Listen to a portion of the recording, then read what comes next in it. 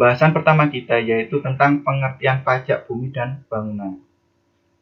Pajak bumi dan bangunan adalah pungutan atas tanah dan bangunan yang muncul karena adanya keuntungan dan atau kedudukan sosial ekonomi bagi seseorang atau badan yang memiliki suatu hak atasnya atau memperoleh manfaat daripadanya.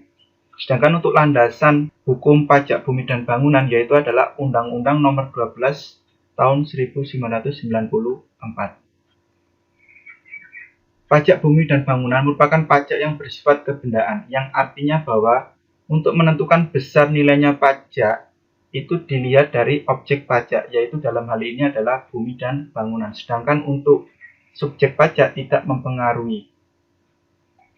Sejak berlakunya Undang-Undang Nomor 28 tahun 2009 tentang pajak dan retribusi daerah, maka kewenangan dalam pemungutan pajak bumi dan bangunan sektor pedesaan dan perkotaan atau biasa disingkat PBB P2 telah diserahkan ke pemerintah kabupaten atau kota.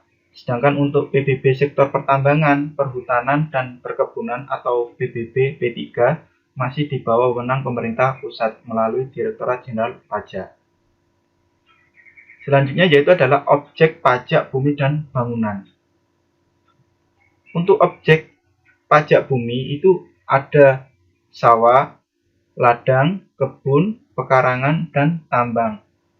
Sedangkan untuk objek bangunan itu ada rumah, tempat usaha, gedung, pusat perbelanjaan, pagar mewah, dan lain-lain. Sedangkan untuk objek pajak yang tidak dikenakan pajak bumi dan bangunan, yang pertama yaitu adalah objek pajak yang digunakan semata-mata untuk kepentingan umum di bidang ibadah, sosial, kesehatan, pendidikan, dan kebudayaan nasional yang tidak dimaksudkan untuk memperoleh keuntungan. Contohnya misalkan bidang ibadah itu ada masjid, gereja, sedangkan untuk bidang sosial itu ada panti asuhan, untuk bidang kesehatan itu ada rumah sakit, untuk bidang pendidikan ada sekolah, dan untuk bidang kebudayaan nasional itu contohnya museum.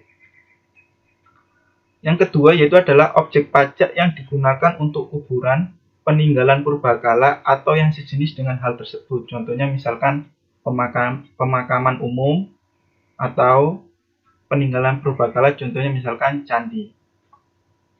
Yang ketiga yaitu adalah objek pajak yang merupakan hutan lindung, hutan suaka alam, hutan wisata, taman nasional, tanah penggembalaan yang dikuasai suatu desa, dan tanah negara yang belum dibebani suatu hak.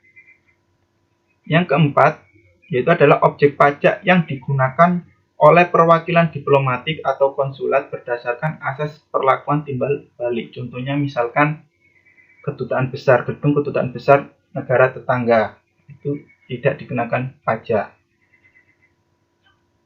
Yang kelima, objek pajak yang digunakan oleh badan atau perwakilan organisasi internasional yang ditentukan oleh Menteri Keuangan. Contohnya misalkan gedung perwakilan Bank Dunia, atau juga misalkan gedung perwakilan Badan Kesehatan Dunia atau WHO itu tidak dikenakan pajak bumi dan bangunan. Jadi ini adalah contoh-contoh objek pajak yang tidak dikenakan pajak bumi dan bangunan. Selanjutnya yaitu adalah subjek pajak atau wajib pajak.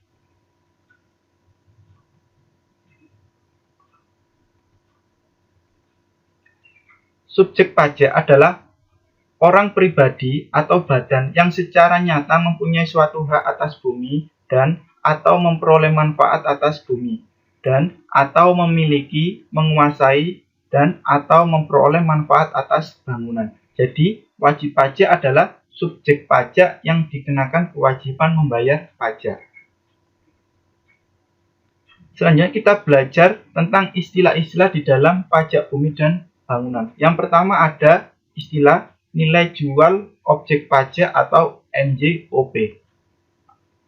Dasar pengenaan pajak bumi dan bangunan adalah nilai jual objek pajak atau NJOP. NJOP merupakan harga rata-rata atau harga pasar pada transaksi jual beli objek pajak. Dalam hal ini objek pajaknya adalah bumi dan bangunan. Jadi setiap tahun biasanya Menteri Keuangan dengan mendengarkan pertimbangan bupati atau wali kota menetapkan NJOP.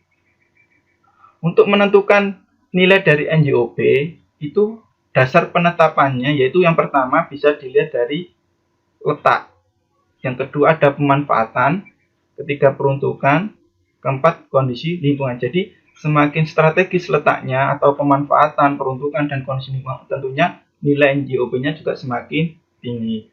Selanjutnya dasar penetapan NJOP bangunan. Yang pertama dilihat dari bahan yang digunakan dalam bangunan, yang kedua rekayasa, ketiga letak, keempat kondisi lingkungan. Jadi ini adalah dasar-dasar penetapan nilai NJOP. Selanjutnya ada istilah nilai jual objek pajak tidak kena pajak atau NJOP TKP. NJOP TKP merupakan batas nilai jual objek pajak atas bumi dan bangunan yang tidak kena pajak. Besarnya NJOP TKP di masing-masing wilayah itu berbeda-beda sesuai dengan aturan perda masing-masing daerah. Jadi bila mana NJOP-nya itu kurang dari NJOP TKP, maka wajib pajak tidak perlu membayar pajak bumi dan bangunan. Dalam penggunaan NJOP TKP memperhatikan ketentuan sebagai berikut. Yang pertama, setiap wajib pajak memperoleh pengurangan NJOP TKP sebanyak 1 kali dalam 1 tahun. Kedua, jika wajib pajak memiliki satu objek pajak, maka yang bisa atau mendapat pengurangan NJOP TKP hanya satu objek pajak yang nilainya paling besar dan tidak bisa digabungkan dengan objek pajak lainnya yang wajib pajak miliki. Jadi contohnya misalkan Mr. X mempunyai 2 rumah. Nah, nanti yang bisa menjadi pengurang NJOP TKP itu hanya 1 rumah, sedangkan 1 rumah satunya tidak bisa. Selanjutnya yaitu adalah tarif pajak bumi dan bangunan. Untuk tarif pajak bumi dan bangunan yang berlaku sejak dahulu hingga saat ini masih sama, yaitu sebesar 0,5%. Selanjutnya ada nilai jual kena pajak atau NJKP. Nilai jual kena pajak atau NJKP merupakan dasar penghitungan pajak bumi dan bangunan. Terdapat ketentuan besarnya persentase NJKP sudah ditetapkan oleh pemerintah. Adapun rincian sebagai berikut. Yang pertama, objek pajak perkebunan itu sebesar 40%. Untuk objek pajak pertambangan sebesar 40%. Yang ketiga, objek pajak kehutanan yaitu sebesar 40%. Yang keempat, objek pajak lainnya seperti pedesaan dan perkotaan itu dilihat dari nilai NJOP-nya. Bila mana nilai NJOP-nya lebih besar daripada 1 miliar, maka persentase NJKP sebesar 40%. Sedangkan jika NJOP-nya kurang dari 1 miliar, maka persentase NJKP-nya sebesar 20%. Selanjutnya rumus perhitungan pajak bumi dan bangunan. Rumusnya yaitu adalah tarif PBB kali NJKP dengan keterangan tarif itu sebesar 0,5%, sedangkan untuk NJKP itu adalah persentase NJKP kali NJOP dikurangi NJOP TKP.